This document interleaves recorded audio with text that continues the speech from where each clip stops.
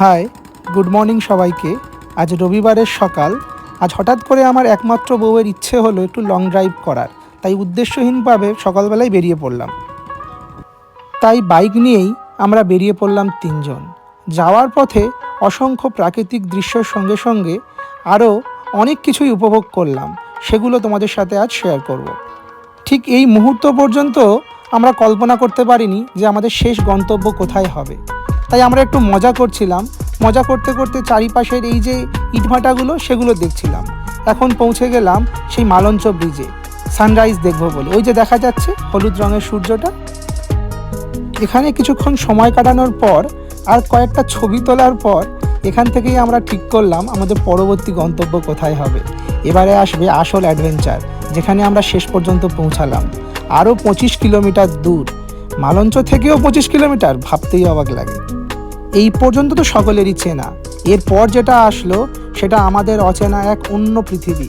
এই সুবিশাল জলরাশি, এগুলো আর কিছুই না, বড় বড় সব ঝিল, আর তার মাঝখানে এই অসাধারণ প্রাকৃতিক সৌন্দর্য আর এই সুন্দর রাস্তা যেটা চলে গেছে সোজা ধামাখালি।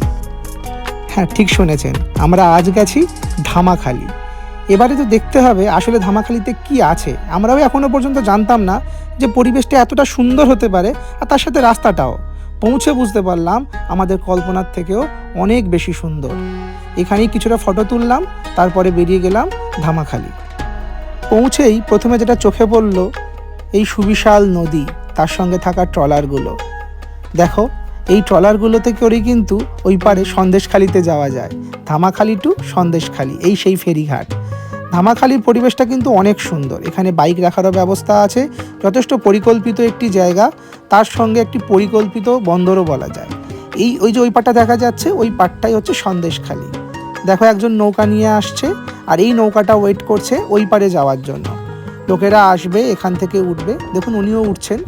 উনি ওঠার পরেই নৌকাটা কিন্তু এবার ছেড়ে দেবে সন্দেশখালির উদ্দেশ্যে। সন্দেশখালি মানেই সুন্দরবন, আর সুন্দরবন মানেই যে বাঘ দেখা যাবে তেমনটা কিন্তু না। আমরা সেই আশা নিয়েও আসেনি বটে। আমরা এসেছিলাম ফেরিঘাট আর এই নদী, এই নৌকা, এই পরিবেশটা উপভোগ করবো বলে, যেটা আমাদের আশা সার্থক বলেই মনে হয়। নৌকা ছাড়ার সময় মনে হচ্ছিল নৌকাতে উঠে পাড়ি দিই সন্দেশখালির উদ্দেশ্যে, কিন্তু যাওয়াটা সম্ভব হলো না, কারণ সময়টা হাতে অত ছিল না। আমাদেরকে আবার ফিরতে হতো, অনেকটা রাস্তা, তার উপর তিনজন। তাই এখানেই কিছুটা বিশ্রাম নেওয়ার পর এবং কিছু জলযোগ করার পর আমরা বেরিয়ে পড়লাম বাড়ির উদ্দেশ্যে। আর এখানে স্মৃতি হিসেবে রয়ে গেল কয়েকটা ফটো।